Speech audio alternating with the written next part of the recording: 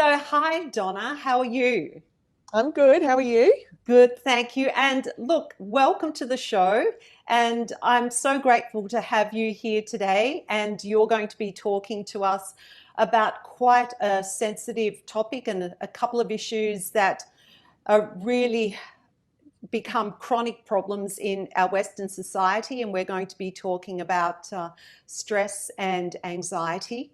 Hmm. And I'm not ashamed to say, and I'm going to put it out there straight up front, that I met Donna a few years ago when I was suffering chronic anxiety myself.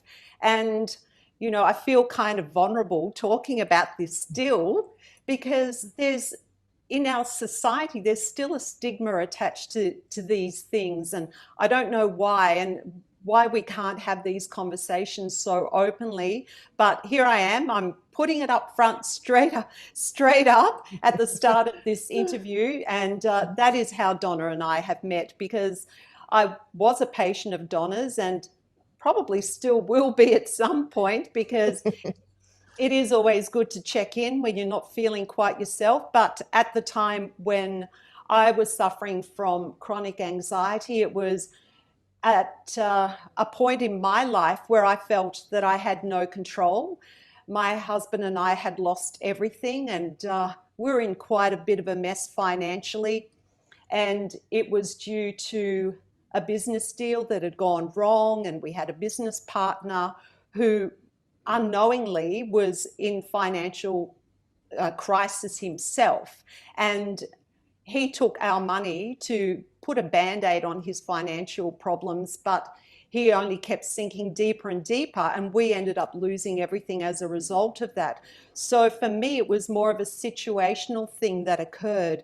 But even so, it was something that I couldn't talk about. And I know there are so many people suffering from these problems and they don't talk about them. So, Donna, why is there still such a stigma? I can't get my words out. Why is there still such a stigma around stress and anxiety? Look, and I think it's great that you can even sort of, start with even just saying that you've been through it, because this is one of the biggest things that we need to get rid of the stigma. So I'll sort of answer your question in an opposite way here. Yes, yes, We don't see the normal people who we now maybe even look up to and see that they've achieved, and some of the people that we even admire. We don't look at those people and think that they've really ever been through anything, negative or bad in their life. And unfortunately, as well, we seem to still match together. If something bad's happened to you in your world, then that must mean you created it, or that you're a bad person, or that you're not in control of your life to allow that to happen. All of those sort of things. So for us to say, hey, I'm having a bad day, I suffered anxiety, I went through a bout of depression, or I'm actually stressed, it's just a real still sign of weakness. And, we're trying to all be these perfect kind of human beings walking around and presenting this image that really just isn't sustainable, and really is fake, I guess. So yeah. the more that we can get people just having these conversations and seeing normal people kind of say, yeah, I had a bout of that, but hey, look at me now. And that's what we've got to start getting that message across as well is, hey, look at me now. This is fixable and you can actually go on to be okay. Yeah, and I suppose for our singing voice community, it can be even harder. I came from a performance background, and no matter what was going on in my life, I had to get up on stage and perform because I was being paid to entertain an audience and make them feel good.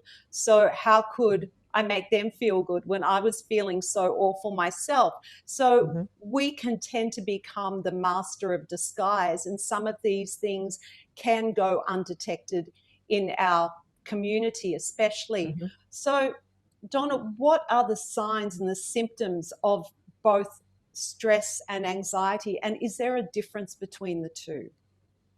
Yeah. So I guess again another really good point of this pretend, face that we sort of put on.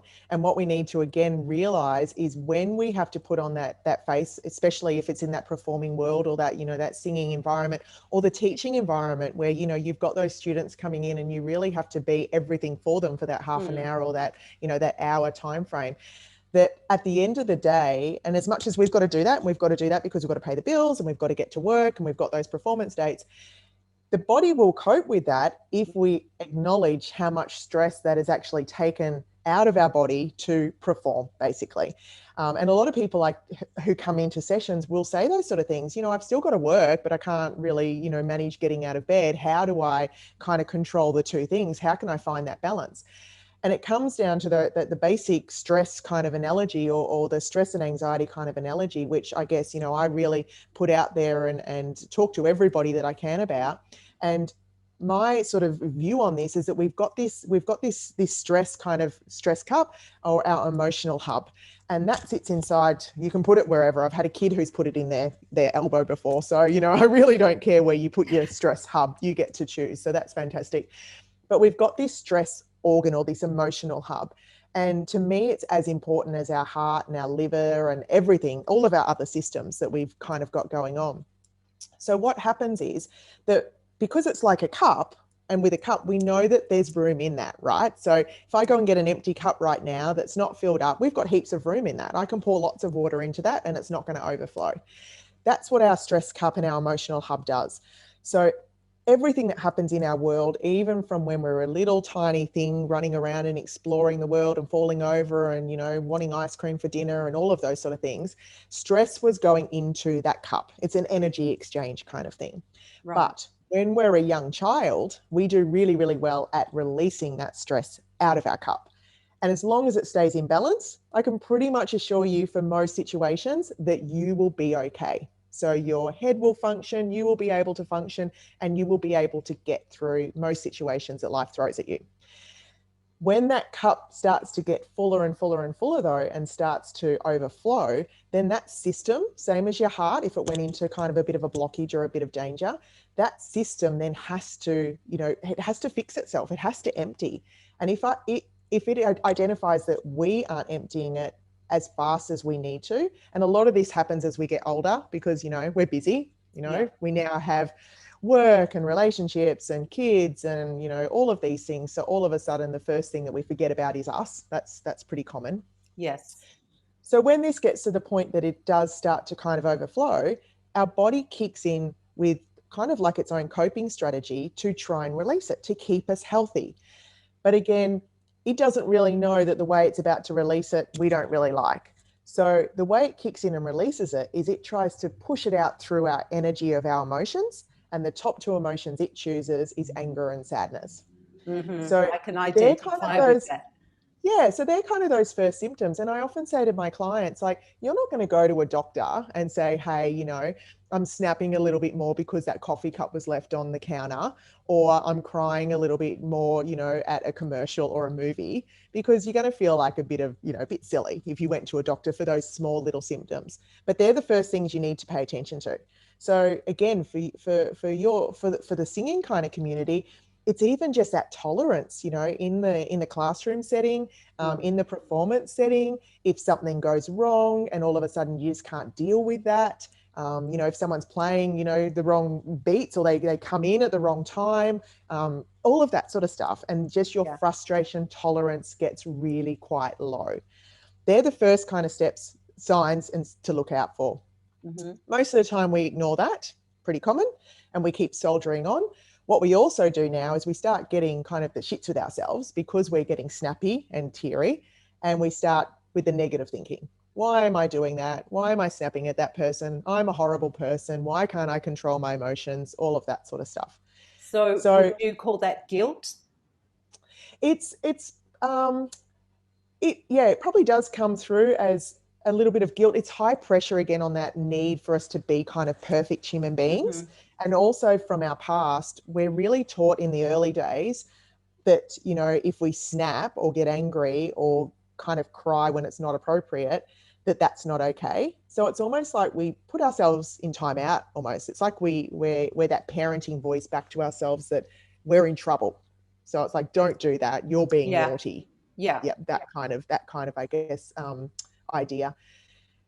If we don't do anything about it, then the next signs that will happen is then again, like you were sort of saying before, the energy that people exert to control those emotions. So I'm not going to snap at this person. I've got to get through the day. I've got to perform. I've got to get through, these students. All of that has to take energy from another system. Hmm. And we find that it takes it from our brain.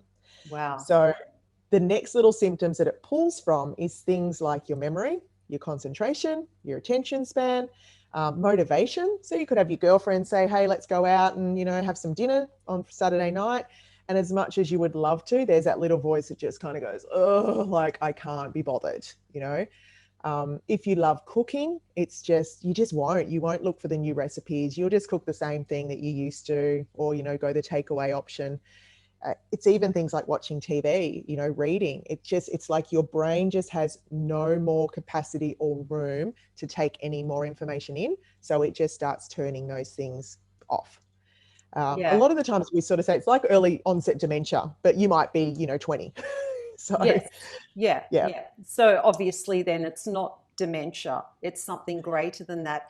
And it's interesting that you're saying about loss of motivation, because when I was in the thick of feeling those feelings of anxiety, I didn't know it at the time. It was later on. I realized that other than going to work, I wasn't leaving the house. Yeah. Yeah. And um, I remember one day, I mean, this is really all bringing it all back home. But I remember one day going to the chemist to buy some medication, just maybe some Aspro or something for someone else. It wasn't even for me. And I remember that I went to the chemist and I thought, my gosh, this is the first time I've left the house in months. I Yeah. actually didn't realize I slipped into this routine, Hmm. and no one around me had even noticed. My Yeah. husband was doing the grocery shopping, he was taking on more and more. Um, and yeah, so other than going to work, Hmm. I Yeah. was isolating myself. Yeah. And that And that's happened your for three body's months. And it's your body protecting itself because it's identified that, again, with that stress cup or that emotional hub, it's identified that there's no more room. So if you it's too stressed. So this is still in kind of, I guess, that high stress area. This Yes, is where if yes. somebody came to me with these sort of symptoms, I'd be going, okay, too much is going into your stress cup than you're releasing. So you Mhm. are now in this high kind of stress kind of situation. Yeah. If we do nothing about that, then it kind of leads into anxiety or, Hmm. depression. But, when we're talking about anxiety, when you were then trying to even go somewhere, or if you had a meeting on or something had happened back then, or the grocery shopping, like the example that you used, you would have got dressed and started kind of, getting your things together to go to the grocery shop. And your little hub would have kind of gone, what the hell does she think she's doing? And your Right. head would have said, she's going to the grocery store, like, duh. And your hub would have gone, no, no, she's not, because there's no more room left in this system. Mm. So even if she goes outdoors right now and there's some crazy person on the roads, if it takes longer than she thought, if she, runs into somebody at the street that she didn't want to see, whatever happens, even those tiny little situations that we might get into every single day of our life, it says you've got no room to even deal with those. So Yeah. we now need to give you a bigger symptom that you as a human being are finally going to pay attention to. Mm. Enter anxiety and panic. So Yeah. the anxiety side of things is kind of like that. It's that fire alarm, right? So it's kind of like we've smelt the fire. We sort of think maybe there's something going wrong, but we still haven't run out of the house yet. So Yeah. now it's kind of going, get out of the house. There's a problem. So when the anxiety hits you as an individual and it gives you those real symptoms, so this is like, you feel it's either everyone is different, but it's always going to be a big ticket item. So it's going to be your heart. It's going to be a feeling of throwing up. It can be the feeling of needing to go to the toilet, either ends, or it will be your head, but it's going Mm. to give you a big ticket item to go, oh no, something's wrong with me. I'm not okay now physically. I better stay home. Yeah. So the body does its job. You go and put your bag down, go get back into your casual kind of clothes and ring hubby and go, I'm not feeling really well. Can you get the groceries tonight?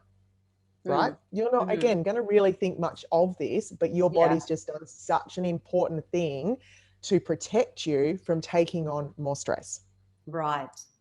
I remember at one stage, like I knew there was something not right.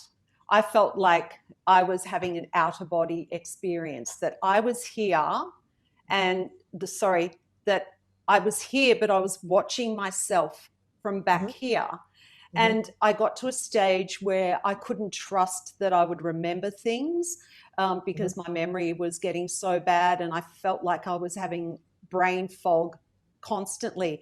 And I had a big performing arts studio at the time, believe it or not. I had 300 students at the studio.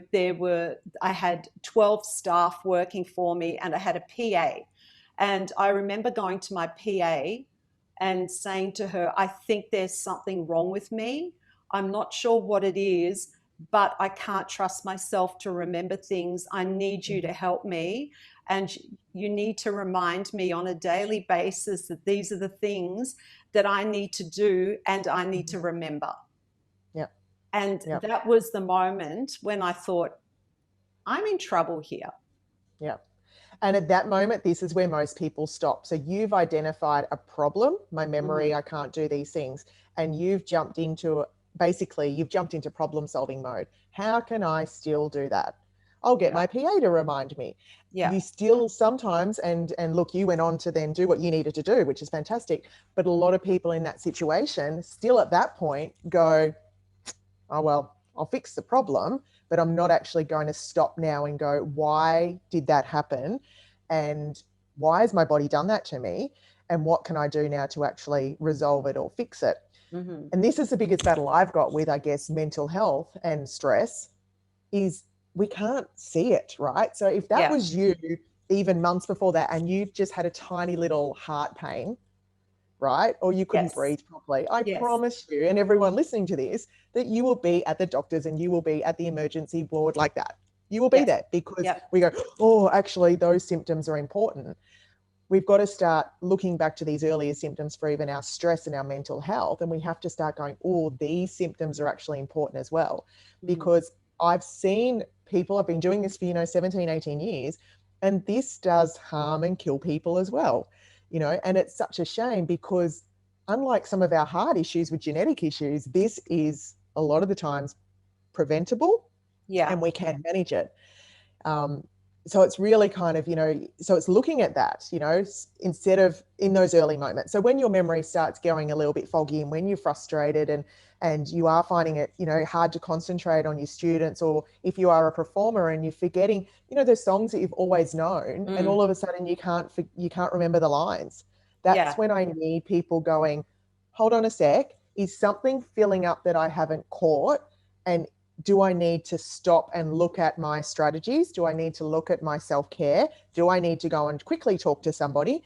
Because if you come and talk to me or anybody else at that stage, pretty much guarantee you'll probably have a couple of sessions and then you'll be on your way. Right. So Yeah. trying to identify all those symptoms early on is Yeah. going to prevent long-term problems. Yeah. So Yeah. in my case, I went to a doctor, just my normal GP, and Mm-hmm. explained to him how I was feeling. I was asked to fill out a survey Mm-hmm. with some Yeah. questions. I answered the questions, and based on that, he also, other than the chronic anxiety, he diagnosed me as having mild depression as well, Mm-hmm. which then I felt like a total loser. Yeah. I Yep. did. I felt like a total failure. And I thought, well, like here I am. I have this amazing business. I'm really successful. How can this be happening to me? I'm a normal person. I'm a rational person. So Mm-hmm. it, in that moment, one can actually feel at their lowest Yeah. as well. Yeah. Yeah. Yeah. And the pen and paper questionnaires, again, a lot of us psychs don't like them. We don't use them. Mm. The ones that you have to go and fill out at your doctors, again, if this happens to anybody, it's purely for Medicare to get rebates. Oh. So the doctor has to do it for a reason. Medicare Mm-hmm. requests it. When I get a new client come in, even with that paperwork, I don't ever look at it. And I know a lot of other psychs that don't as well. So I really think, yeah, if we can almost get that out, that just do the paperwork and it's kind of for them to verify that they've given you a mental health care plan or you can get that Medicare rebate, we have to find something wrong with you. And again, listen to the Right. language like I'm even using now. We've got to find something wrong with you. Yeah. The Yeah. depression, same as the anxiety, it's kind of like, it's just, the words are just so wrong. So you then definitely would have been presenting depression symptoms. Depression meaning your body just shutting down, right? Mm-hmm. That's what a depression really is, isn't it? Like Mm-hmm. if we look in Yeah. society, depression is everything just shuts down. I just said to you, when your body goes under these high stress times, or even if it's tiny little things that you just haven't managed over a longer period, your body is going to shut down to protect you, Yeah. right? So this is where then it goes into depressive state. You do lose your motivation, your appetite. Your thoughts can get a little bit skewy. And again, the thoughts are interesting because just like anxiety gives you those big ticket items to say, hey, pay attention, go and do something about this. If again, there's a lot of people that ignore those as well, and the head will do the same. So a lot of the times the negative thoughts is again your head trying to get your attention. It's giving you these horrible, scary thoughts, and again, I'm not minimizing them. Like they're horrible to Yeah. experience, and they make Yes. you feel like you are something's wrong with you. Yeah. Makes you feel like a crazy person. Yeah. All of those things. But a lot of the times, it really is just your head trying to get your attention. Right. Okay. And there's a couple of questions that I have for you based on some of the things that you've said.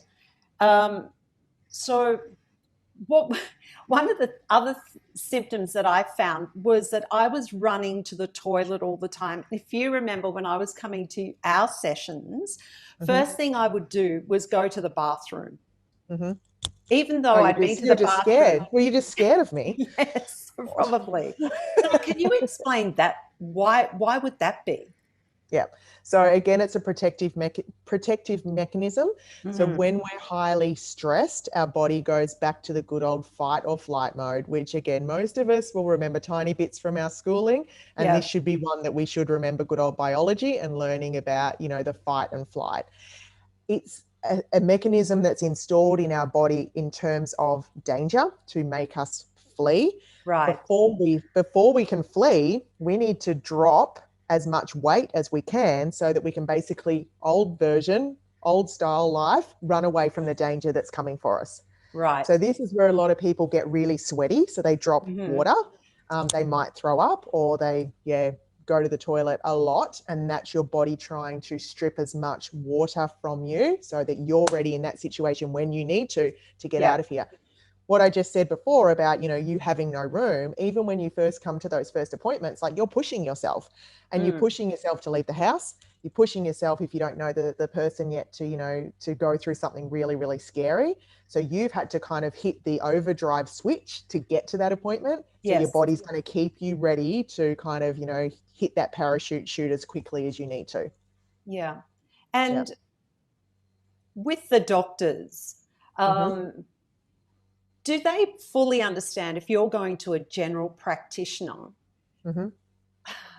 Look, I wonder sometimes how much they know and how much they understand and how much everything is by the book. And sorry, I keep bringing this back to me, but when I went to the doctor the first time, I was diagnosed with these things. About a year later, I went back to the doctor because I wasn't feeling well. And he said to me, okay, you're suffering, it's your anxiety. You're not well, you're back in that, you're depressed, you're suffering from anxiety, and sent me back to you. And when I came to see you, you said to me, no, that is not the case.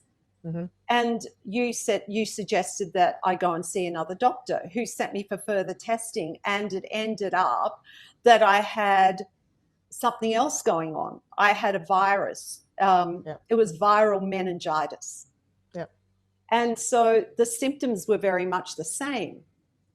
And then there was another time that I went back to the doctor and I said, look, I don't feel well. These are the symptoms. Oh, it's the depression and the anxiety again.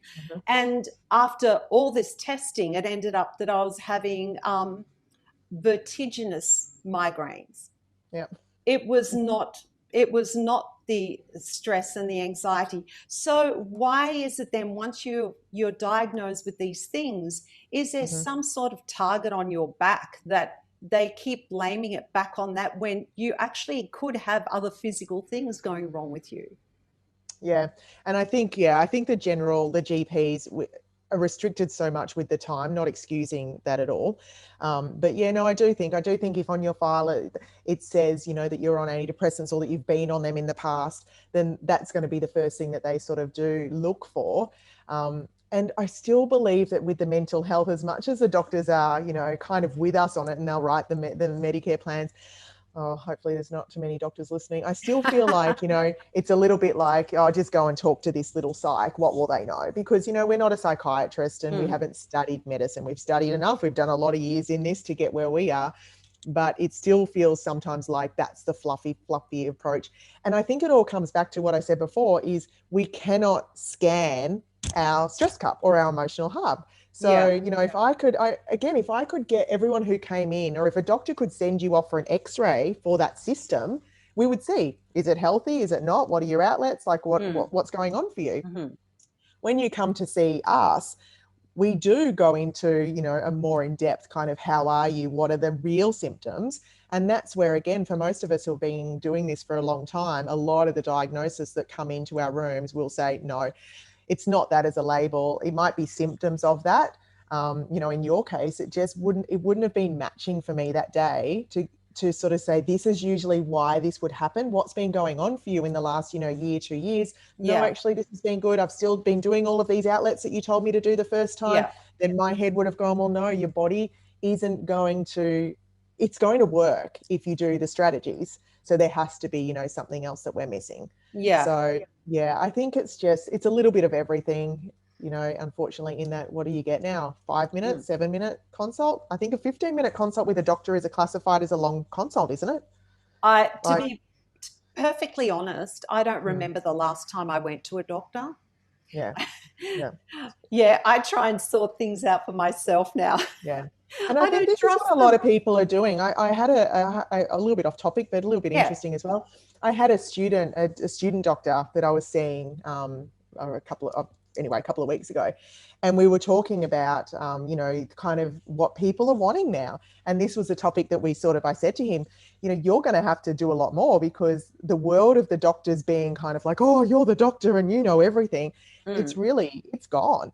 And I said, and it's going to be going even more from the generations coming through. You know, you've only got to see, if you're teaching, you know, kids, and you've been teaching kids for even, you know, 5, 10 years, the difference between our 15, 17-year-olds compared to your 7 to 10-year-olds, the little ones, they want more answers. They're so much more inquisitive. You know, they're not just going to go, oh, you've got a white jacket on, I'm going to Yeah. believe you.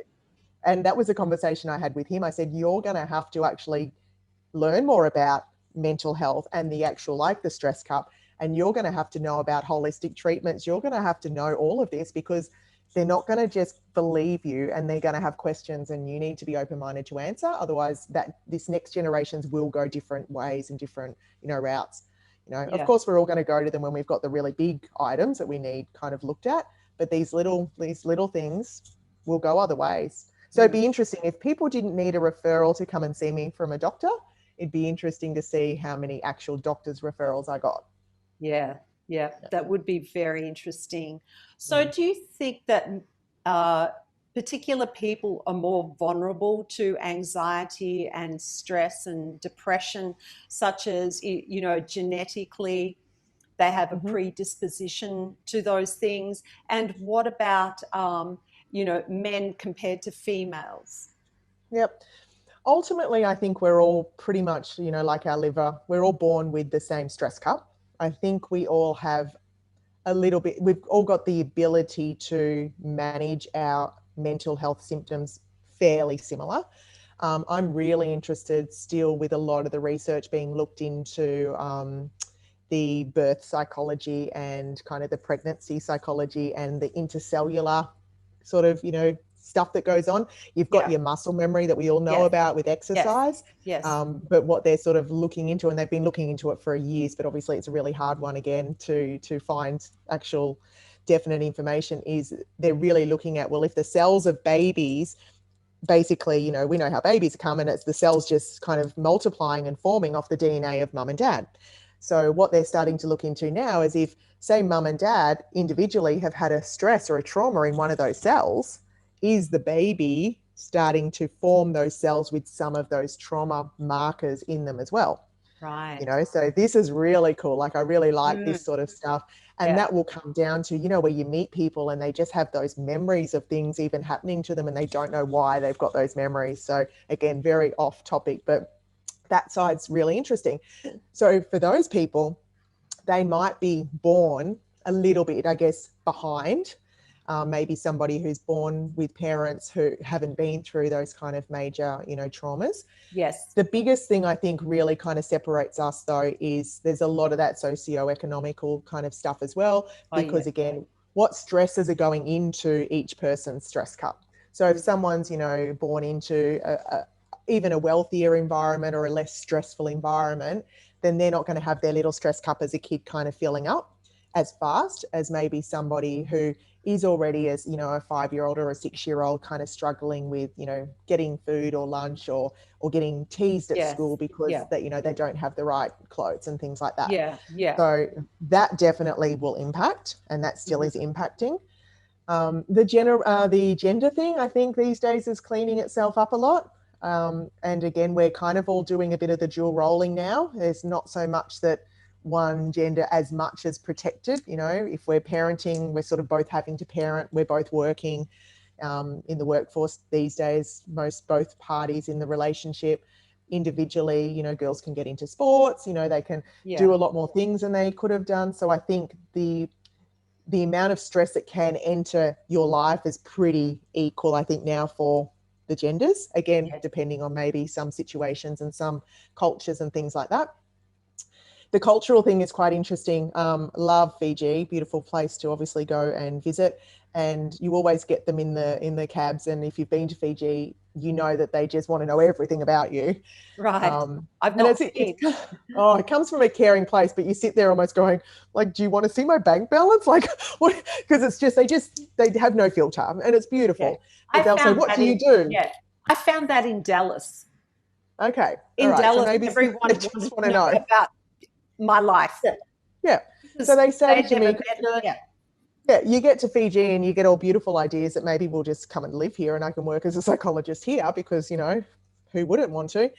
And they go, what do you do? And you go, I'm a psychologist. And they go, what psychologist? What for? What do people need you for? And you'll say, well, because sometimes people have problems that I need to help them. Like, who? Oh, well, everyone. Kids as well. Yes, sometimes. Oh, that's crazy, you know.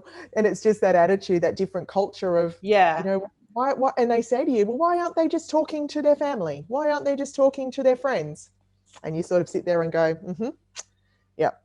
And then you look at the way of their life, and it might have a lot more of these strategies that, you know, we get people to do. They naturally have them in their life because they have to, but in having to have some of those strategies of, you know, doing the physical work and walking everywhere and having that end of day where they get to sit down and just chill out with their family unit, you know, and talk about what's been going on, they're probably ticking off all the strategies, which means their mental health is quite good. Yeah. And they're just not even realizing it. Yes, exactly. Completely different lifestyle to ours. Yeah. So bottom line is I can't retire over there and work because they don't want me. Oh, well, that's really sad. Yeah. You'll have to stay here and deal with all of us. Okay. So your practice, your own practice, has that changed as a result of COVID? Are you seeing different types of issues coming into your practice? Are you seeing more children coming in prior to COVID? Yeah, so tell us what's going on.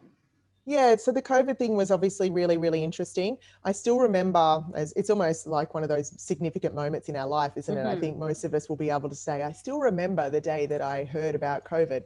Yes. And I remember going home to my husband and saying, oh my God, this is really going to affect a lot of people, because I guess at that early stage, we all thought that we're all going to be out of a job and living on the streets, right? That was that initial fear.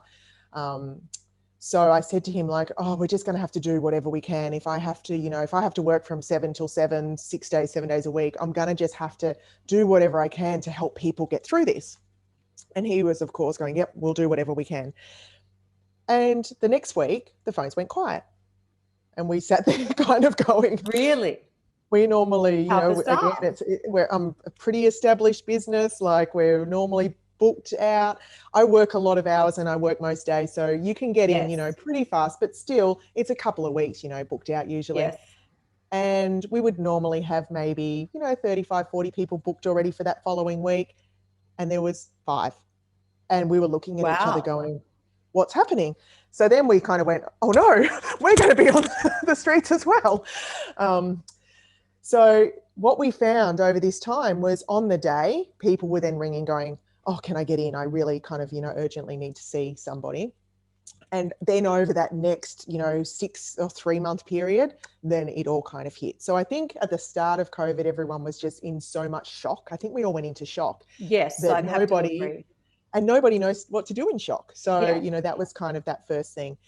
I do a little bit of work for some media, and one of those jobs is getting, kind of the magazines or whatever to ring and to get your expert advice on certain Yes. topics.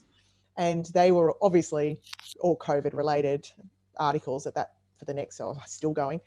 And they said to me, one of the questions was, oh my gosh, like, Donna, are you so worried about your anxious people and your depressed people and what's going to happen? And are they going to, be jumping off bridges? And I said, no, I'm actually not worried about them. And they kind of, balked at me a little bit. And I said, I'm not worried about them because they have the strategies. They know what to look for. And for my anxious people, they're going to love this time because, they don't have to push themselves and go out. So this is almost like their ideal scenario. They were allowed to stay at home. They didn't have to go to the supermarket. So, Yes. they were like, this is fantastic. Yeah. I said, I'm going to be really, really worried about my average, Joes and Joannes.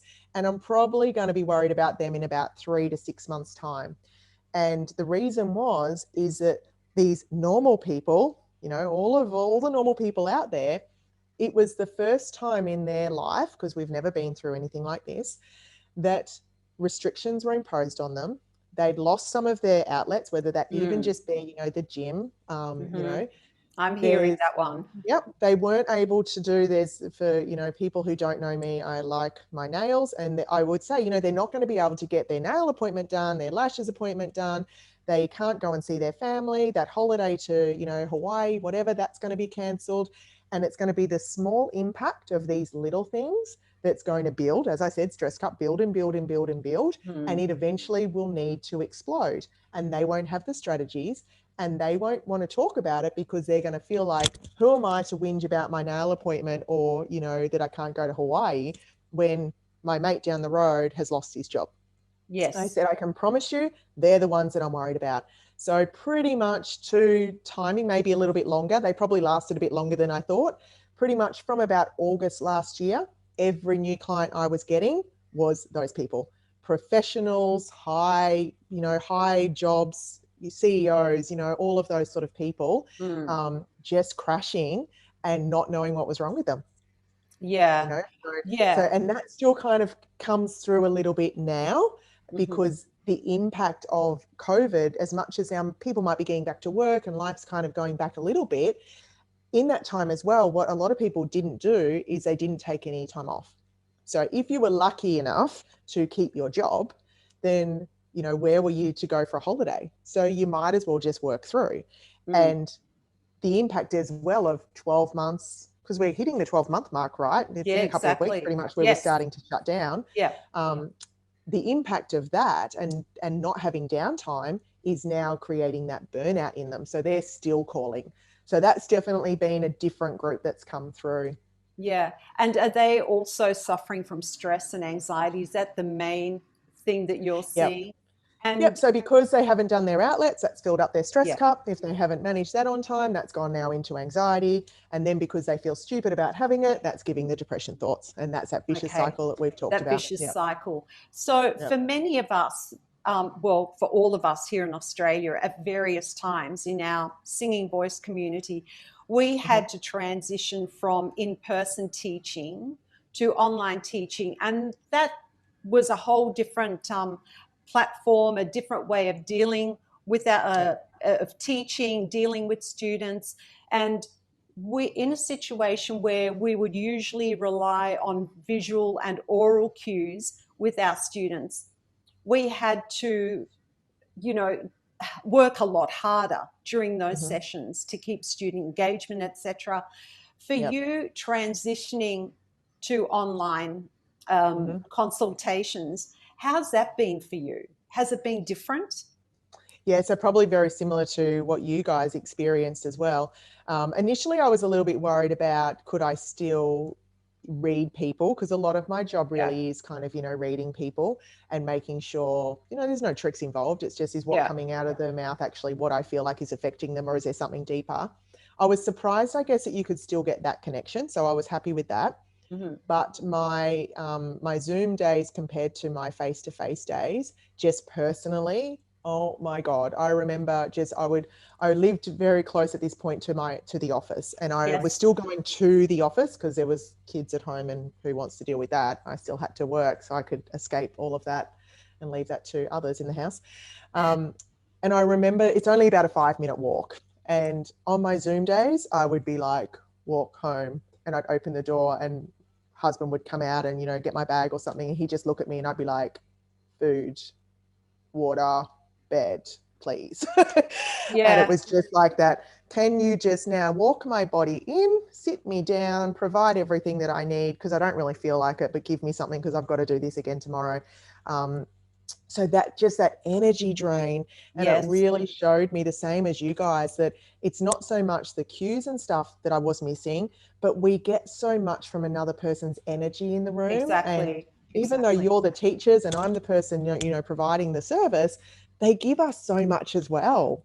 Yeah. So Yeah. and you miss that bars, you miss that, and the ending. A lot of the times when I finish up a session, we'll have a little bit of a chat, and Yes. what do I do here? I go, oh, I've got to go now, close the screen on you.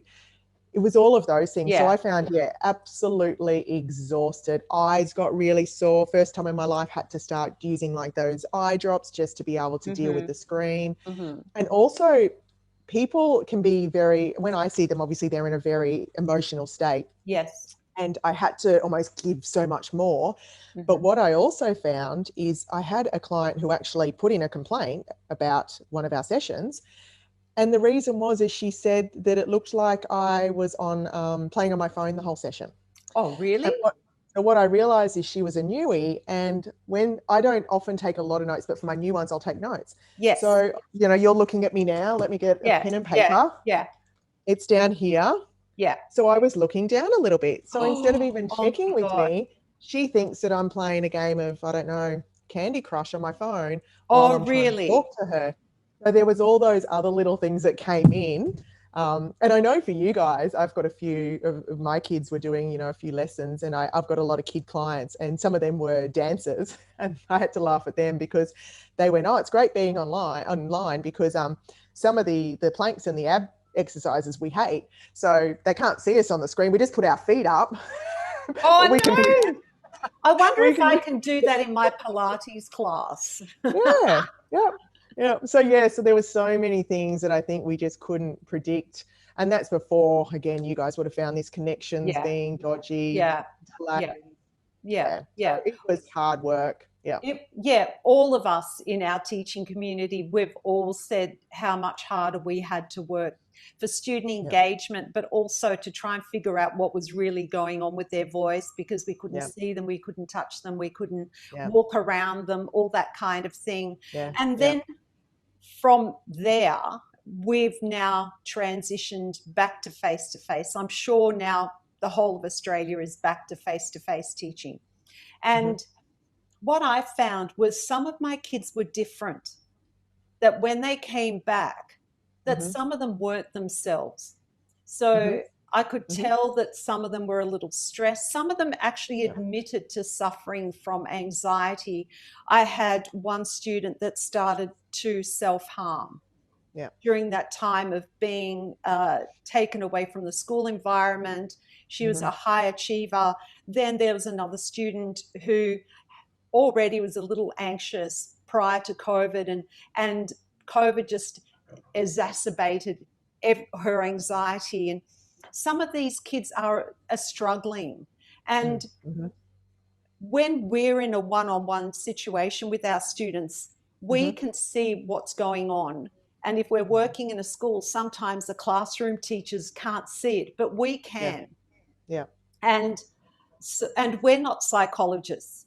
Mm-hmm. And sometimes they want to speak to us. We build that trust and that rapport. How do Mm-hmm. we deal with that? Because, as I Yeah. said, we are not psychologists. We're not Yeah. equipped to give Yeah. them advice. But what Yeah. should we do in a situation where we feel a student is struggling?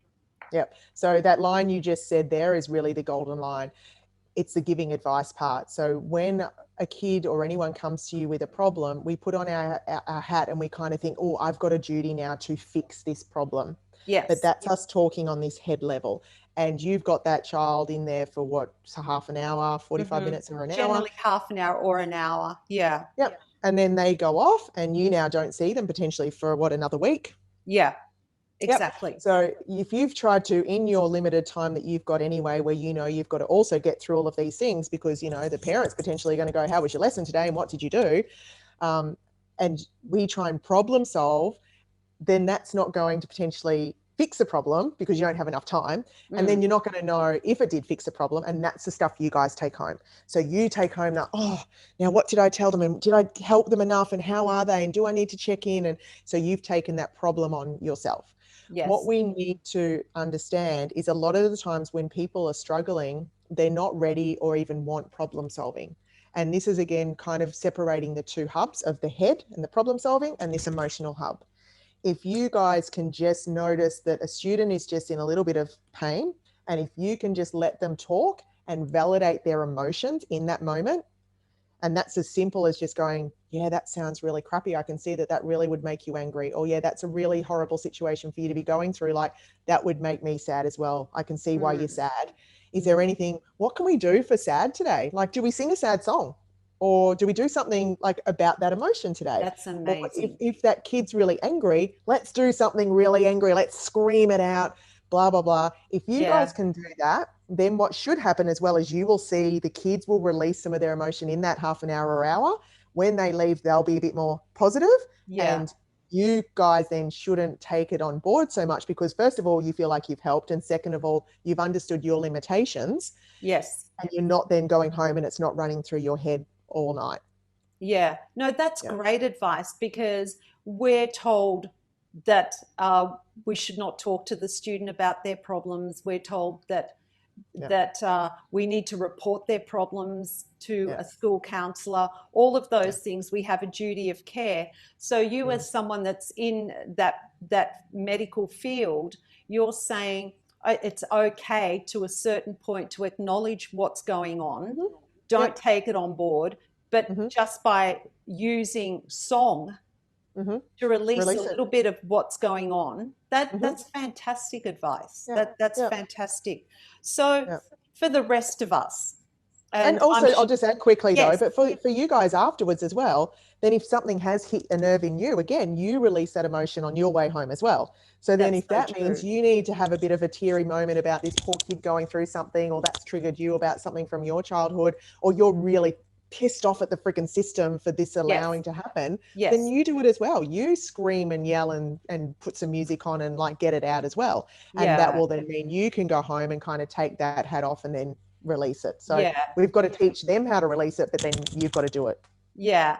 So for the rest of us, because there are a lot of teachers that have really struggled, a lot of teachers have lost their jobs, a lot of them haven't had that interaction with their students. They didn't have that interaction for so many months and were teaching online. I mean, the whole world changed and we were impacted, as was everybody. What are some strategies that you would recommend for our teaching community to help them feel back to themselves again? Like, what are some great stress releases, things that you would advise for helping with anxiety? Yep. So basically we break it into almost three things that our little emotional hub needs to be able to release. The first one is pretty self-explanatory, and it's that physical release. Okay. Mm-hmm. I call it a physical outlet because a lot of people I meet seem to be allergic to the word exercise. So I kind of I just can. I'm hearing you. I call it movement. Oh, well, there we go. Yeah. Yeah. There's a lot of these allergies out there. So we've got to be careful Yes, about these I like allergies. that. An allergy.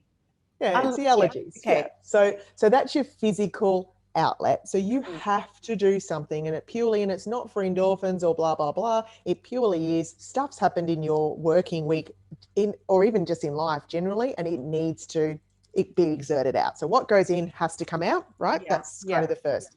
Yeah. For most people, I really think you do need at least sort of 3 times a week. It could be even just, 15 minutes to half an hour, but it has to be something physical.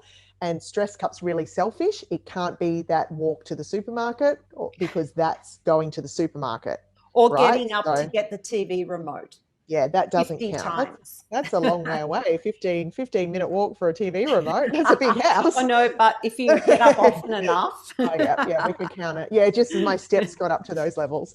Yeah. So that's a no-brainer. I live my life very much that I know with just a normal week how much I need for my outlets. And that is pretty much it's 4 times a week of doing something physical. Mm-hmm. That's just Likewise. normal stuff, right? That's Yes. just work, kids, relationships, all of that fun stuff that we love, but it causes us just generalized stress. If a bigger event pops into my world, then I increase that. So I'll almost do something then daily, but I'll reduce the intensity. So if I usually run, I'll know now that I'm going through a bit of a bigger stressor. So I'm not going to run because that might burn me out more. But I'll walk, and I'll do that then every day until that stressor passes. So it's really trying to keep yourself in reserves to be able to Right. cope when the big things pop in. So that's kind of item number one. The second thing everyone needs to be doing is that downtime. So this is what we call kind of like our battery charging time. So you can even do, sometimes during the week I'm flat out as well. And a lot of, this is what we do, right? You're busy during the week. You don't have a lot of time to yourself. So that might just be, a longer shower on those nights. Just a hot shower. I turn off the lights. I put some oils on the wall. It creates like a big steam room, and I just kind of sit in it or sit against the wall and close my eyes, and just that's my downtime, during the week, because I don't have time for anything else. Yeah. It might be watching an episode of, something on TV, but don't have your phone with you and don't be doing work as well. So it's one activity at the moment. The shower is really cool because so far it's really still not a great idea to take your iPhones into the shower. So that's kind of like one of the only spots that we kind of, especially us ones who are a bit addicted to it, that we have to go without it for that, 15, 20 minutes or whatever. And then the third one we almost touched on a little bit before, but this is the one that everyone stuffs up and doesn't do properly, is our own emotional regulation. So if something upsets us during the day, even this COVID stuff, if you're sitting there and you're talking to your colleagues and, you were really angry about having to teach online, then don't problem solve it because we couldn't do anything about it. You're allowed to just validate, I've got the right to be, angry about that. If someone pisses you off in the middle of the shops and when you're leaving, you just want to have that little like, oh, they were an idiot moment. Like it's got to be released out. Yes. If something makes you sad, allow yourself, you don't even have to cry, just allow yourself to kind of drop your shoulders and just go, yeah, that really upset me and that's okay. So it's that validation of the emotions before you then jump to the problem solving. Yeah, because a lot of us in those moments, we feel that we have to brush those feelings aside. We don't take that moment to validate or acknowledge how we're feeling. We feel that, it's weak to do that we have to, oh no, toughen up. No, you can't feel that. And I think, again, it's no fault of sort of even a lot of our parents. And if people listening are parents themselves, I can guarantee they're saying the same things. I can do this all day. And when I get home, if one of my kids runs in with a problem, I'll probably revert almost to the script I've learned more so than the psych brain that I'm talking to you guys until I hear it. And we are taught that. So we've all got those memories of coming home from school after something yucky happening with our friend. And we'll be friends with them again tomorrow. But in that moment, we don't know that. And we're only 7. And our parents would lovingly say to us, oh, don't worry about that now, honey. Come here. Like, it's okay. Like, you're home now. Don't stress about that. Let's go and do something fun. So it was always that distraction. I remember one of the first funerals I had to go to, and the instructions, again, from a loving place from my mum was, now remember, you've got to be brave. Remember? So we just Wow. get these messages of hold on, or Yes. it's over now, it's over now. Yeah. So it's Yeah. it's kind of not acknowledging those emotions. And Yeah. even if you guys think about it, if I ring you and I'm your mate and I'm like, oh gosh, I've had a really crappy day today, I can promise that you'll say to me, oh Donna, why, what happened? You Mm. won't say to me, really, how are you feeling? And there's this, such would be a big shift if we could just say, how are you feeling and what do you need to do about that feeling? Oh, I'm feeling really pissed off about this person. Well, what do you want to do? Do you need to vent about it? Vent, I don't care. Like, vent, scream, yell. Or do you want me to come over and we'll go for a walk, or you can box it out on the gloves? Like, what do you want to do for anger? Yeah. Yeah. Yeah. One thing that I've always done, and I feel it's become really important in the last 12 months, is to check in with the students. I will Mm-hmm. always ask my student, how are you today? Yeah. And how has your week been? Mm-hmm. And I think it's only just asking them two simple questions can Yeah. really tell you a lot about how those students are going on that day. And Yeah. it Yeah. makes them feel good, Yeah, and to it's the acknowledge simple that. things, isn't it? Just Such yeah, a simple thing. Yep. yeah, And this yeah. is where we're so busy and we're just forgetting those simple things. So in your community as well, you guys have all got the understanding because you did all go through it together, right? Mm. There was no hit, or you all had to work from home. You all had to do the Zoom sessions. You've got that shared experience. Yes, So I think definitely. it's using that community to vent when you need to vent, take turns in it, bring someone and say, I'm having just a really hard day. Can I just go blah, blah, blah, blah? And everyone kind of listening and going, do you need me to help you with that? And if this person goes, no, I just need to vent, going, okay, go for it. Yeah. And Well, that's where you can kind of, I guess, support each other as well. And understanding that, like we said, a lot of these stresses were new stresses. So your stress cup over these 12 months also possibly got higher than it's ever got before. So, absolutely. you've got to be, Yeah, if these symptoms are breaking through, that's completely normal. Just get yeah, these strategies back on track. And I promise you, they'll reduce down. Your head will open up again. You won't feel like you're going crazy or that you've got dementia. yeah. And I definitely feel that the last 12 months has brought out the best and the worst in a lot of people. Yeah. Yeah. Yeah. And look, you've given us so much time today, Donna. You've been really, really generous, and some of the information that you shared with us is really practical, and it's going to help a lot of people.